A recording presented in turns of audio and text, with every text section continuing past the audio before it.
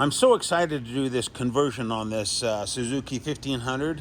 Ours is a C90 or maybe just a Intruder 1500. But anyway, we're going to do the rear fender preparation first. That way it gives time to let this bracket dry on the bottom while we do the other steps. Our powder coater did this part for me, and wow, did it came out nice. It's a kind of a military green, and then he put a super high gloss clear over the top. It's just beautiful. So what we do first, we want to grab our brackets. This is the bracket that came with the rear fender, and this is the front. This goes up front here, and this one goes underneath there. So what I did is I trial fit this first. I used the screws that came in the kit, just run them in there just lightly. I had to actually carve a little bit of the paint out of the inside of the hole because it's so thick. So I trial fit that first, and then what I did is while I was on there, I marked the fender. I put some marker on there, marked it, and then I took some sandpaper and I sanded the area where that bracket is going to fasten with the adhesive. So do that. And then I also took the fender bracket and I sanded that too, just to get rid of the gloss. We want this to stick really well. So grab all that stuff, sand those ahead of time, and then we'll show you how to do this. Okay, I took the silicone sealant that we send you. Oh, don't worry about those two nuts. They're not applicable to this bracket. So don't worry about those. Anyway, take the silicone sealant, and I put a nice big heavy bead on there. I don't get it too much around the screws, just on this area before the screws. Put plenty on there, and then go ahead and snug those screws down in there. I just used the lock washers and the plastic washers on this side so I won't lose them. So go ahead and snug that up, and then we'll let this sit for a day or two, and that way that silicone will dry and that will stay in there.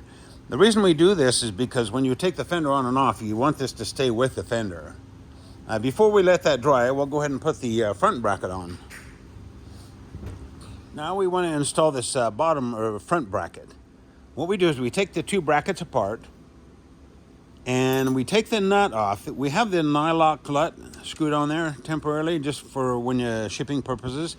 Take that off and put the regular nut on this side and screw it all the way down and tighten it up. There again, not the nylock, the regular nut. And tighten that up. And then what we do is we'll drill these holes. So first, let me take that screw out. So first what we do is we drill the one hole. And then before we drill this one, we put a screw in that hole. That way when we drill this hole, if it slips a little bit, it'll be straight so they'll line up. Do that, and then we'll do the final assembly. Okay, I installed the top plate, and I used the regular nut and just screwed it down finger tight. And then go ahead and put the two screws with a nylock nut on the bottom. Now don't get too carried away because these are small screws, so just tighten them up just to where they get a little bit snug. You don't need to get ridiculous and break them off. That's why we give you an extra nut and nylock in the kit. So all they are is just anti-rotation. They're just to keep this from rotating when we put the official nylock nut on the last step. So take the regular nut off, take this nut off, and then we'll screw the nylock nut down to where it's, maybe 1/4 inch or so, or a little less, there. Then this thing's ready to go. Okay, let's let this sit at least for a day or more so the silicone dries. That's why I have you do this step first. That way I give you time to let this dry.